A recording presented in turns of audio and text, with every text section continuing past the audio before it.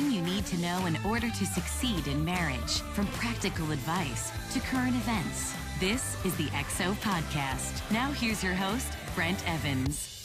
Hey, this is the XO Podcast. I am Brent Evans, your host, and I am having a great time, always do, talking about marriage and how you can thrive in life and in love, and just how to have a better relationship, a stronger marriage. It's exciting coming to you every week, and we're just thinking about it today. My dad started the ministry 25 years ago. We're almost at the exact 25-year mark where he had a vision for Marriage Today. There was nothing like it. There was no television program out there talking just about marriage, and the Lord really gave him vision for it. He woke up 3 mornings in a row at 3 a.m. in the morning and really got a sense of what God wanted to do through this ministry. And so I was in high school at the time, so I was a lot longer. It was a long time ago, 25 years. And but it's been exciting to see the growth of the ministry. And I've been a part of the ministry for about 13 years now. And we just love spending time talking to couples about how they can have a stronger relationship. And there's nobody better than my father. And in fact, today, we've got a long clip from him from our XO conference in Southlake, Texas, where he'll be sharing about finances. And just so you know, if you weren't at the conference, these XO conference sessions are really only available for our partners. And so we're not going to show you the whole session, but we'll show you a big chunk of it. It's a special treat for our podcast listeners that will be coming up here pretty shortly. Facebook Live audience, welcome. We love to have you a part of this. We'll be recording these on Tuesdays, and you're here live, but we release these officially on Thursdays. It's all the big edited version of it, so we have a good time. Our team does a great job putting this together every week. Without further ado, these ladies to my left, Caitlin Edwards. It's been a big red letter marriage week in the news, and it's kind of sad news this week. Channing Tatum and Jenna Dewan Tatum have announced their split. There's all these couples. The millennials are devastated. Oh my goodness, Everyone's social crying. media. Oh, wait, you mean Magic Mike? Is that how you know him? Or that dance movie. And they were together. That's how they met. They fell in love. I don't know. I just Channing Tatum's pretty well, he does a lot of he's funny, he can be serious, he does a great job. She's the man. He was Yes. Oh, but people are really sad about this. I mean, and we're experiencing this so much. Celebrity couples are breaking up left and right. It's always happening. Couples that you think will stay together forever. They've been together almost 9 years. Wow. And that's like 30 years in Hollywood terms. It really is. And so these kind of iconic couples, people are really sad about it. And so I was sitting around thinking, why does it matter so much to us that these couples break up? Why is it so devastating to pop Feels culture? like a personal, like it's your friend. It They does. didn't text me. No. It does. And I was looking into it. I read a couple of articles, and there were some good points. One of them said, celebrities we have a window into them. We invest in them. We get to know them, and there's no reciprocation of that. They never know who we are, but we invest in these couples, and we think we know them. So it's hurtful when they break up. But we also, I think, maybe sometimes in our minds think, if a billionaire who's gorgeous and has it all, if they can't make it work, if they're not satisfied, if they're not happy, what hope do we have? Yeah, how can I make my relationship work? Channing Tatum's a billionaire? Millionaire. These people have a lot of Endless money. worth. Yeah, no, so Chris Pratt was kind of my guy that I was shocked, because I had this sort of idea that they had a great marriage. They kind of always talked about it very positively. Yeah. So whenever they fell apart, they divorced, I was kind of like, I know. that's It's not a good feeling. Yeah, that's not what you want to see from the people you like to follow. Yeah, we don't ever want to see someone fail, but then especially someone who's lovable and seem to love each other and look like such a great couple. And especially when there are so many failures, you think they're the couple that's going to make it. They have a relationship with God, or maybe there's some things that you think are going to be the glue that holds them together, and it doesn't work. But this one article that I was reading was talking about, it was from a therapist, and she mentioned that these idealized celebrity couples who we view as perfect, let us hold on to the belief that love is all you need. And that's such an idealized idea. We also need, it's more than just the feeling of love. That can fade. Jimmy talks about emotions fading all the time. But what you really need is so much more, a foundation of so much more than just that feeling of love. And ultimately, these celebrity couples made a choice. Yeah. And it may not have been the right choice. We don't believe that it is, but they made a choice, and you have to be committed the whole way through, even when it doesn't feel good or feel fun in the beginning. And we all know that marriage takes work, and that's a daily investment and commitment to your spouse. And that can happen at year 9, year 30, year 2.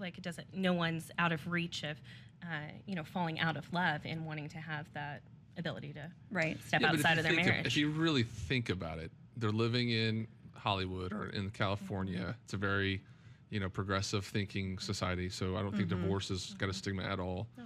self-obsessed. Like they're always investing in their bodies and their looks, and everything's very much about that persona. It's very internal. It's how you feel, what you want to do, and not to mention these people's job is to pretend to make love with other people all the time and be around other gorgeous people. There's so much drama in those relationships right off the get-go. That would just make you so mad. But they're traveling and they're just under a lot of stress and scrutiny, and I just can't imagine what that does to a traditional marriage. Like trying to make it in Hollywood, and Tom Hanks, and he's got a good marriage that's lasted, and several people have done it. I know it's possible. I just feel like sometimes maybe people don't choose the right people to start with. They kind of just fall in love. They met Channing Tatum and his wife on a movie set, and part of the process of courting somebody and finding somebody, and I think people can meet in random places and can fall in love. Don't get me wrong. I just think that maybe the way sometimes celebrity couples start, they don't always start in a godly way, and so they're not going to end up in this amazing, long-lasting love story because they really don't have the ingredients for success from the get-go. Right. On top of everything else we just mentioned. As being a hardship for them. So, but you do hate to see it. Yeah, it's sad. You are invested in these people. You look up to them in a way, and we need to have some grounded, good, godly couples in our lives that we look up to that aren't celebrities. Yeah. The girls in the office, we were like laughing / not. We were like, can we send them like Marriage on the Rock and like get them a gift box? Like Jimmy's teaching could change their life and could save it. But it really is true. We all have friends. We all have people in our lives that we believe that if you could get the message that Jimmy preaches all the time, Marriage on the Rock, or core resources, that it really can be the difference when people have tools to be able to help them. And so that's cool why we do the EXO podcast and all the different things that we do so that we can reach them. And you're hearing from Ashley Greenwood, soon to be Ashley Ziegler. And so strange. I didn't get her on the horn earlier, but she's one of our senior directors here at Marriage Today, runs a lot of what we do. And, we're putting together this EXO tour. We've already had 2 tour stops. Yeah. We're going to Jacksonville, Florida, and then we're going to Houston, Texas.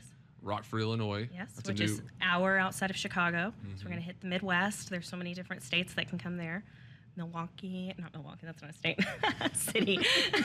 Minnesota, what's all over there? Ohio. Yeah, you got Milwaukee, Wisconsin. You've got Ohio. You've got, of course, Chicago. Michigan, all of it. Yeah. And we've got a great church up there, Rockford First, that's going to be helping us do this event. And great pastor. One of their pastors actually came to one of our certification courses, so great relationship there. They have plenty of room, so if you're interested in joining us. We just released that date this week, so another fall date. And then, of course, we've got EXO Austin coming from Celebration Church in Georgetown, which will be an excellent event and be able to reach that huge area. I mean, Austin, we hear it in Texas all the time, but it is like the next boom in the U.S. of people moving for industry, tech, families moving there. So I'm excited to get our resources there. Yeah, it's good. And we're coming back to Austin, so that's great. Okay, so Facebook Live audience, hello. We love to have you part of this. Give us a shout out. I see some shout outs coming in. I'm about to refer to those. If you have questions for us, we're going to be doing some questions at the end of this episode and throughout the other episodes we're doing. So if you want to join us here on the podcast through your questions, you can. Again, we're going to be giving away some tickets today to our EXO tour stops. And these can be used at either, we just mentioned Austin, Rockford Church up in Illinois, Houston, and Jacksonville. So you can pick and choose which one you want to come to this year. But we'll be giving those tickets here pretty soon. So if you're interested in coming and you want to see Jimmy Evans live, and we've got some great guests coming up at those places, you can do that right now. So ask your questions on here. I see some people giving shout outs. Somebody says Chris Pratt forever. Seth said it. We've got a couple from Maryland, and they were married on April 10th, 2010. Hello out there. And so we see some great interaction here. Vernon, Texas, which is exactly halfway between here and Amarillo. It's my hometown. Is that your bathroom pit stop on the way? It can be. Yeah. It's a good mile marker. In a good way. And a lovely place to live in Vernon. Like Vernon. It's a great place. And so we have a hello from Chi-Town, and their anniversary is March 16th, 1996. Come to It's the EXO. Rodriguez family. Come see us when we're Yeah, here. Chi-Town. We love that. So we are going to continue to see shout outs out there. But if you have questions for us, I know I'm not my father, but I'm close to him. And I've been learning from him for many, many years, been married for 20 years. And so if you have any questions out there that we can answer for you, we would love to. We spend time every week and every day helping couples to get the resources that they need to succeed in relationships. So please ask questions if you have them, and we'll be right back. So this clip coming up is from my dad, Jimmy Evans, and he taught a session at the Marriage Today EXO conference at Gateway Church in Southlake, Texas this year. It was on finances, and a lot of couples, they struggle in the area of finances, And in a session, my dad says financial stress is one of the worst stresses on a relationship. Yeah. And so if you're having stressful relationship regarding finances, if it's always bringing anxiety and stress, this teaching will definitely help you. So watch this, and we'll be right back.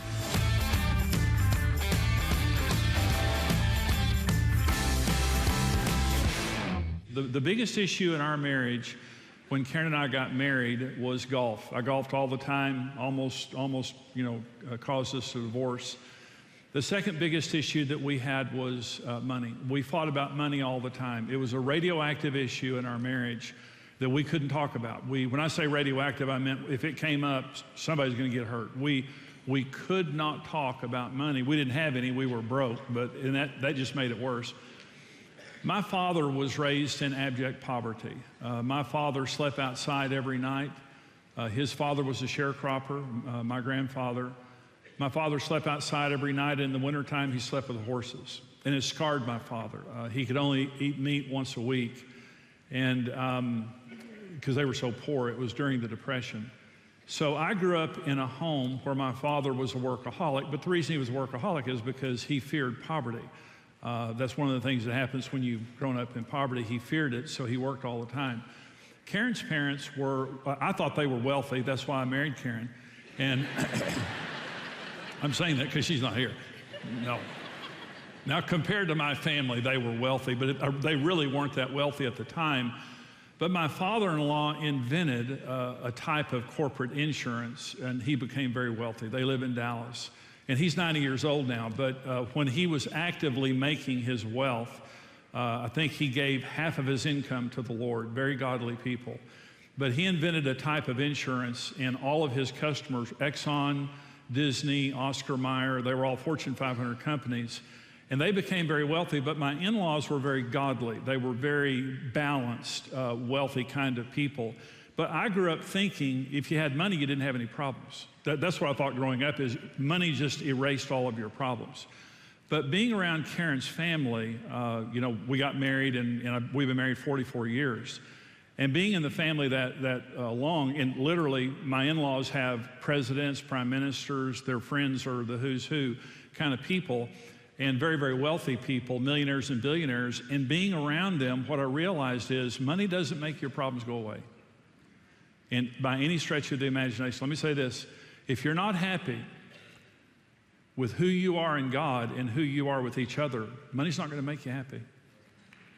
And there are many people that are very wealthy, and money is their biggest issue. It really doesn't make your problems go away. Now, money is a blessing if it's blessed. And money is blessed when you do it God's way. But you can have money that's cursed. And you can have money that really becomes the wedge issue within your relationship. So I want to talk about understanding, first of all, just understanding the significance of money. And the first is it's an essential part of everyday lives.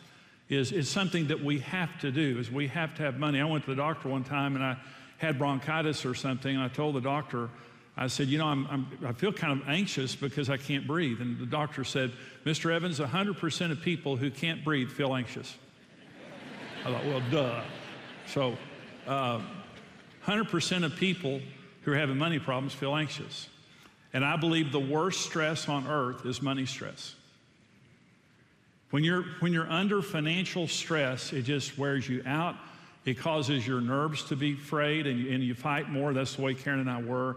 So it's an essential part of our lives. The other thing is it's part of the core of marriage. Now, when we look at marriage from a spiritual perspective, we're saying, it's a spiritual union and God puts us together. But when the state looks at marriage, when you go get your marriage license, here are the three things the state looks at when they say you're married. First of all is sexual exclusivity. They're saying because you're married, you're now going to be sexually exclusive. Number two, you're next of kin. When you're married, you're responsible for each other. You need to be meeting each other's sexual needs, and you need to be taking care of each other because you're next of kin now. The number three is financial unity. The state says because you're married, now we see you financially as being the same entity. Financial unity. So this is a part of the core of marriage. Let me say this another way. If you're meeting each other's sexual needs, if you're taking care of each other properly, and if you are good financial partners, you're going to have a good marriage, especially when Jesus is the center of that marriage. And so it's a part of the core marriage. The other thing is money is a part of the core trust issue in marriage. Let me talk about this, the difference between men and women. Women, the number one need that women have is the need for security. And by security, I mean that my needs are going to be met by a sacrificial, sensitive male, and I'm not going to have to beg you to get your attention or to get you to take care of me.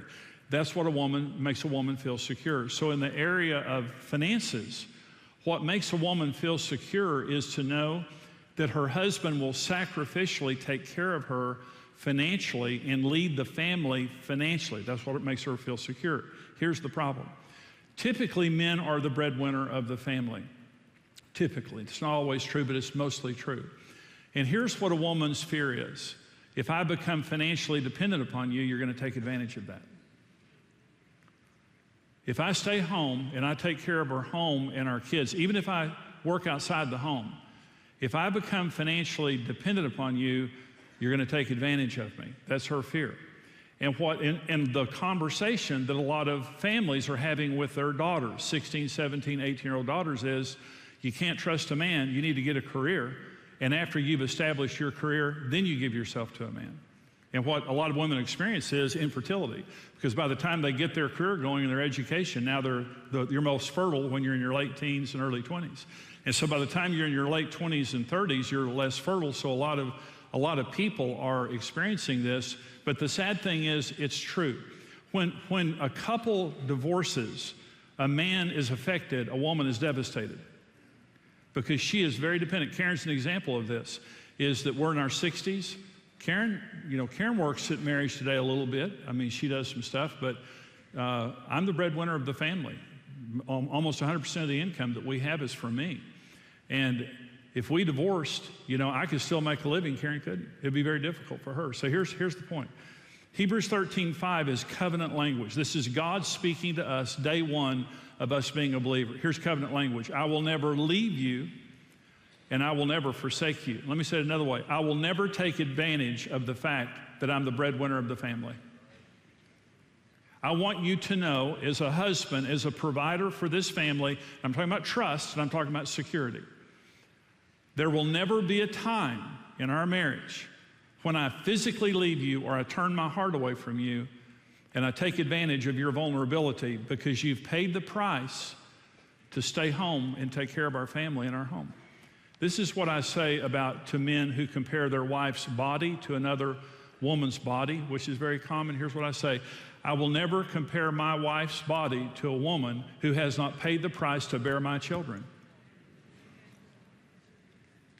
She paid a price.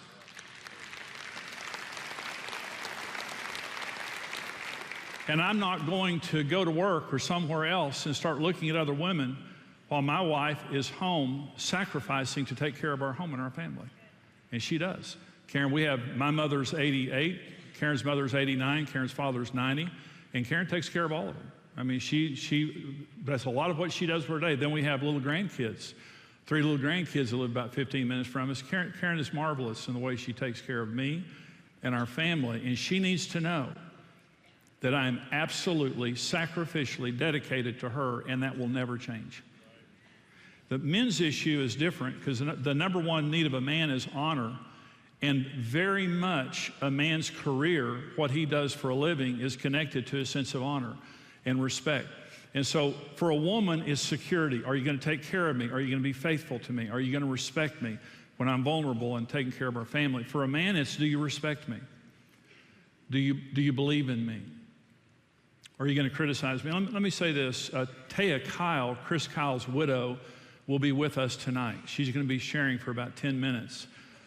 Chris and Taya, they started a foundation, and the purpose of that foundation is to help people in their military and first responder marriages. It's a fantastic foundation. She's going to be, and Chris was an American hero, the American sniper. Military people don't make enough money. We could never pay those wonderful people enough.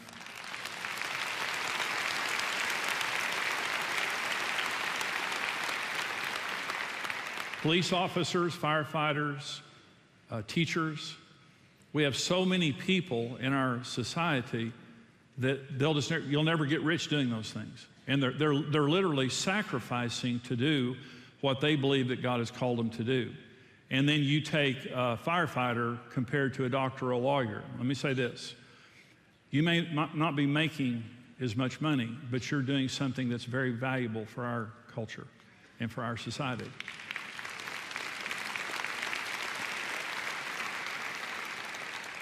And if you've got a husband that's providing, and I'm saying this to all ladies, our honor is our greatest need as men. It's just absolutely our greatest need. And if you've got a husband providing for you, and he may be a teacher, he may be whatever he's doing, he may not be making as much money, but it's important for him to know that you're proud of him and that you respect him.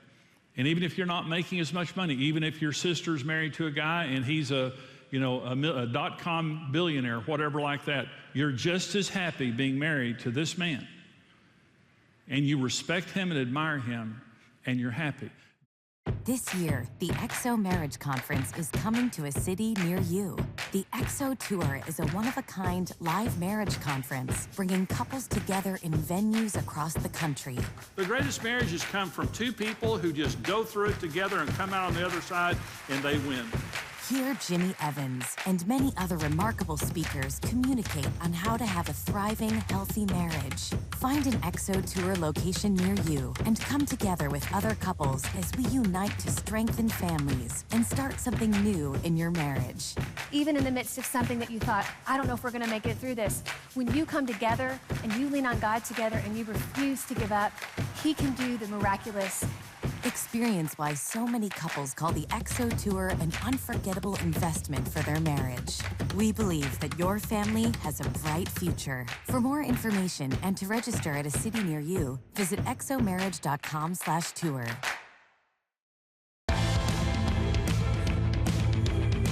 Okay, we're back, and I hope you enjoyed that clip from Jimmy Evans. And I know he has a lot of good things to say about everything related to marriage, but that was on finances.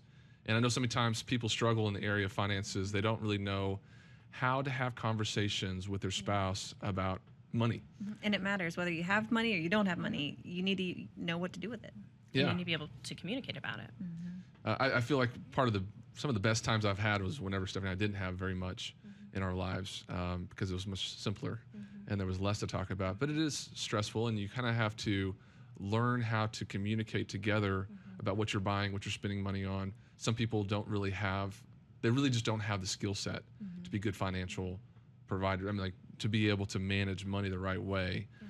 Some people just aren't good at it. Their mind doesn't really focus that way. And so I know in my dad's sense, and my dad's a great money manager, but my mom takes care of all the bills, writes all the checks. It says in this message that if you really look at it, it's the way that you see love.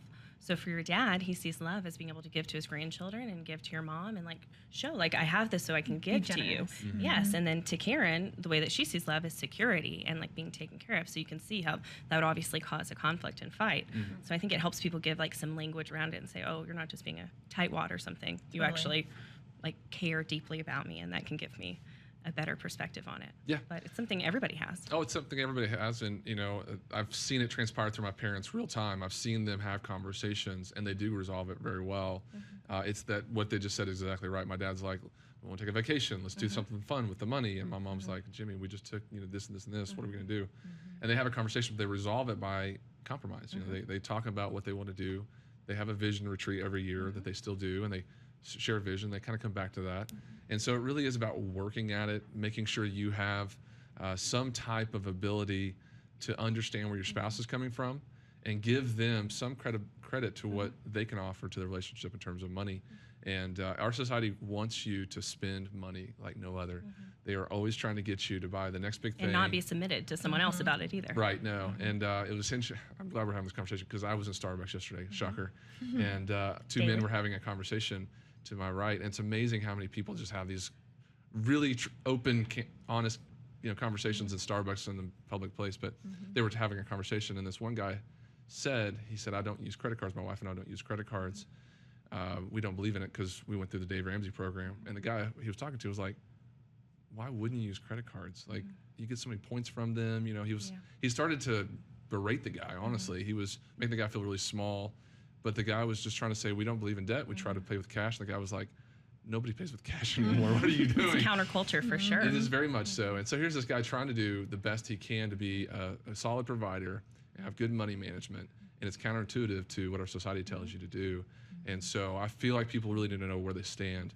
Now, my wife and I, we use credit cards because we do. We rack up a ton of points, but we pay it off at the end of a month. You have to have the right kind of personality to keep yourself accountable. Some people don't have the ability to manage themselves with a credit card. It's just not a good idea for them to have It's one. a temptation. Yeah, it's so hard. Yeah, I can get it now and pay for it later, and then you never end up making those payments.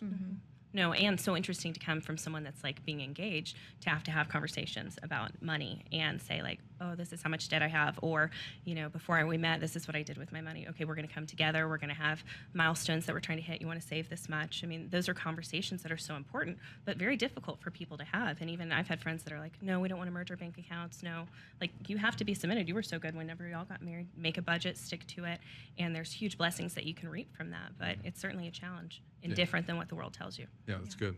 Okay, good. Well, we love coming to you every week on Facebook. Thanks for joining us for this episode. I hope you check it out on Thursday when it comes out for the full version. Hey, if you're coming to one of our XO tour stops, we'd love to talk to you. Come to Jacksonville, Florida. That's the one coming up next weekend, April 14th in Jacksonville. Have a romantic weekend, be at the beach, get some great marriage teaching. Yep, and we turn right around and come back to Houston April 21st. And we have some great speakers. Jimmy Evans, of course, will be there. We have Miles McPherson, Jefferson Bethke, Dave and Ashley Willis, who are our new Marriage Today. They're on the team. They're team members, and they're doing a lot of stuff for us now. We'll be at both conferences. I'll be emceeing at the Jacksonville. And both. Get ready, Jacksonville. Yes. Maybe Houston. We'll see. Yes. And so we're going to be having a great time. These really are anointed conferences that help people thrive in their marriages. And there's no better way to spend your time or money than coming to a conference that will build your relationship. So please come join us in those places. If you want more information, go to xomarriage.com, and you can be there with us live. It's really a tremendous experience. We'll see these ladies there, and we'll be able to meet face to face. We love coming to you every week, but we love saying hi face to face to all of our audience out there. Hope you've been blessed by today's program, and we'll see you next time.